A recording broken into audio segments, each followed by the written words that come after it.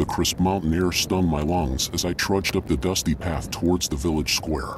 It was my first week as the new curator at the Elmwood Museum, a quaint little establishment nestled in the heart of this forgotten corner of the world. This wasn't exactly the bustling museum scene I'd envisioned fresh out of grad school, but the tranquility had its charm. The village itself was a postcard come to life.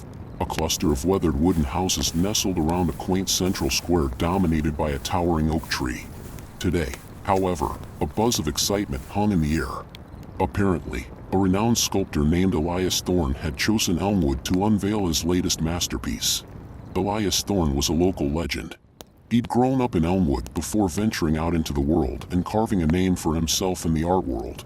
His return and his promise to donate a new sculpture to the museum had the entire village abuzz. The unveiling ceremony took place in the late afternoon sun.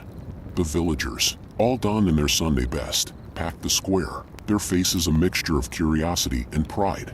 A hush fell over the crowd as Elias, a tall, wiry man with a shock of white hair, strode towards a large sheet draped over a wooden platform in the center. With a flourish, he pulled the sheet away, revealing a breathtaking tableau. A series of life-size statues, carved from a pale, luminous stone, stood frozen in time. There was Old Man Henderson, his weathered face etched with a familiar gruffness. Young Sarah, the baker's daughter, with a playful glint in her eyes. Even Mrs. Peabody, the perpetually grumpy gossip, seemed to have been captured in a rare moment of amusement. The crowd gasped. The statues were incredible. Elias had captured not just their physical likenesses, but the very essence of each person. There was a twinkle in Old Man Henderson's eye, a mischievous glint in Sarah's, and a hint of a smile playing on Mrs. Peabody's lips, a sight so rare it bordered on mythical. I spent the next few hours engrossed in showing off the new exhibit to the awestruck villagers. Their reactions were heartwarming, a mixture of pride and amusement at seeing themselves immortalized in stone. As the sun began to dip below the horizon, I finally closed the museum doors, a smile on my face. The next few days were a blur of greeting curious visitors and answering questions about Elias's masterpiece. People kept pointing out how lifelike the statues were, how they seemed to capture the very soul of their subjects. I agreed wholeheartedly. Elias Thorne was a genius. However, a small detail began to gnaw at me. Maybe it was because I spent so much time surrounded by them, but I could have sworn the statues seemed different.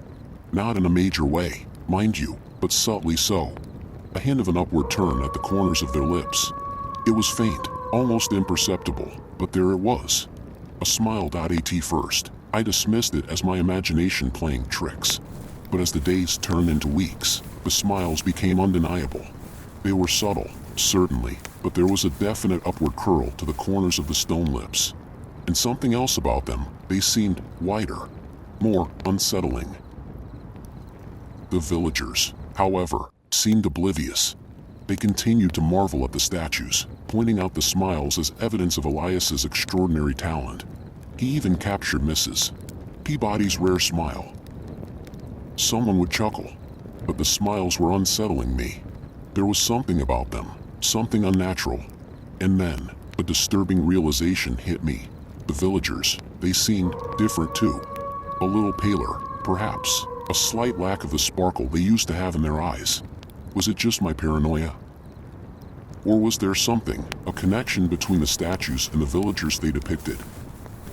The thought sent shivers down my spine. Sleep became a luxury I could no longer afford. Every creak of the floorboards in the old museum, every rustle of wind against the window, sent me bolting upright, fear gnawing at my insides. The once serene smiles of the statues now seemed mocking, their stone eyes gleaming in the pale moonlight that filtered through the high windows. Desperate for answers, I started scouring the museum's dusty archives. Days turned into nights as I sifted through brittle newspapers and faded journals. Finally, a single dog-eared page tucked in the back of an old ledger caught my eye. It was a newspaper clipping dated from the early 1900s, its headline screaming, "Elmwood Tragedy. Sculptor's Curse Claims Lives." The article spoke of a young sculptor named Tobias Thorne, Elias's great-grandfather. He had unveiled a series of life-size statues in the village square, just as Elias had done. But within weeks, the villagers who had served as models began to fall ill. They grew pale and weak, their life seemingly draining away with each passing day. Tragically, they all died within a month of the sculpture's unveiling. The article ended abruptly because of the mysterious deaths left unexplained. But the chilling connection was undeniable. The statues, the smiles, the illness, it was all happening again. Panic surged through me. I had to warn the villagers, but how could I convince them of a far-fetched curse based on a century-old newspaper clipping? They would think I was crazy. The next morning, I found Mrs. Peabody slumped over the counter at the bakery, her face pale and drawn. Sarah, her eyes dull and lifeless, stood beside her, a vacant expression on her face. They looked exactly like their stone counterparts, their smiles now grotesque caricatures. Terror choked me. I couldn't let this happen to everyone. Desperate, I raced back to the museum, the newspaper clipping clutched in my sweaty hand. I needed proof, something tangible. A plan, reckless and potentially disastrous, began to form in my mind. Elias Thorne, the sculptor, had to be the key. He had to know about the curse, the connection between the statues and the villagers. If I confronted him, maybe, just maybe, he'd know how to stop it. Grabbing a crowbar from the janitor's closet, I sprinted towards Elias's secluded cabin on the outskirts of the village. The setting sun cast long shadows, and the air crackled with an unsettling tension. As I reached the cabin door, a horrifying thought struck me. What if Elias wasn't the savior, but the source of the curse? What if he was intentionally draining the life force of the villagers to imbue his statues with some twisted sense of realism? The thought made me sick, but it was a possibility I couldn't ignore. Taking a deep breath, I braced myself and knocked on the weather-beaten door. A gruff voice called out from inside, and I steeled my nerves, the weight of the villagers' lives hanging heavy on my shoulders. The door creaked open, revealing a frail, white-haired man with piercing blue eyes. Elias Thorne? I croaked, my voice betraying my fear. He stared at me for a long moment, a flicker of recognition passing through his gaze. "Come in," he rasped, ushering me inside. The cabin was filled with unfinished sculptures, their blank faces staring accusingly. My heart pounded in my chest as I closed the door behind me. There was no turning back now. Elias's cabin smelled of damp stone and dust. He gestured for me to sit on a rickety wooden chair, his gaze fixed on the newspaper clipping I held tightly in my hand. My mind raced, formulating how to explain the situation without sounding like a raving lunatic. I found this in the museum archives," I stammered, pushing the clipping across the rough wooden table. "It seems there's a history regarding your family and the sculptures." Elias didn't touch the clipping. He just stared at it, his face etched with a mixture of sadness and resignation. "Yes," he finally rasped, his voice a dry whisper. "The curse of the carver." Relief washed over me, mingled with a chilling sense of dread. Elias knew about the curse, but what did that mean? Was he willing to help break it? You can stop it, can't you?" I blurted out, the urgency of the situation fueling my boldness. "You know how." Elias sighed, a deep, rumbling sound that seemed to shake the very foundation of the cabin.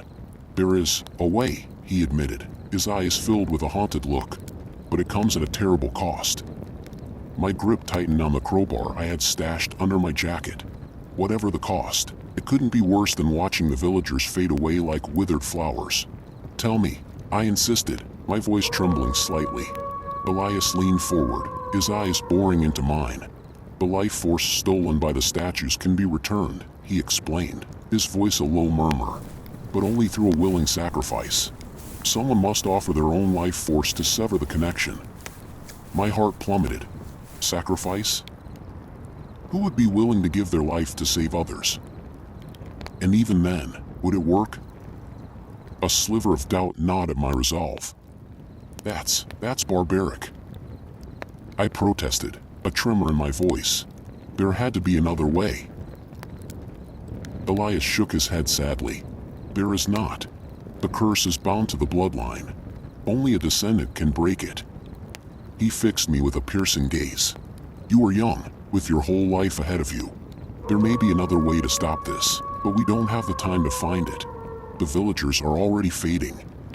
My mind churned, options dwindling faster than the villagers' life force. The responsibility felt overwhelming. Could I really ask someone to give their life? Could I even sacrifice myself, someone who had only just arrived in Elmwood? A flicker of movement outside the window caught my eye.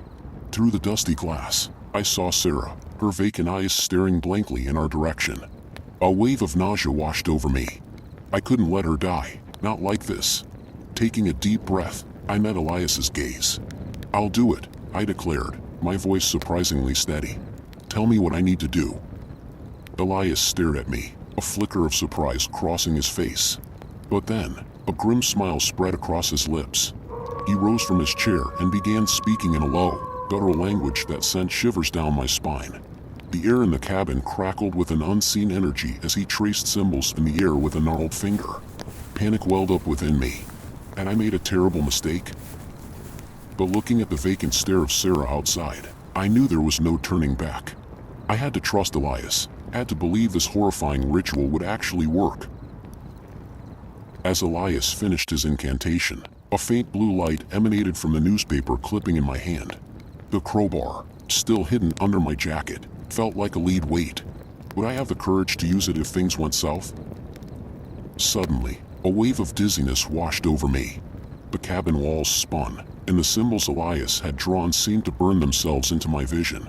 A choked cry escaped my lips as a searing pain ripped through my body, draining my energy with terrifying intensity. Through blurred vision, I saw Elias chanting furiously, his eyes blazing with an unnatural light.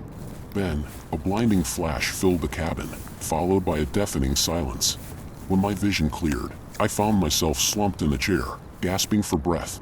Elias stood before me, his face pale and drawn, but the haunted look in his eyes had been replaced by a profound sadness. He gestured towards the window. Tentatively, I rose and stumbled towards it.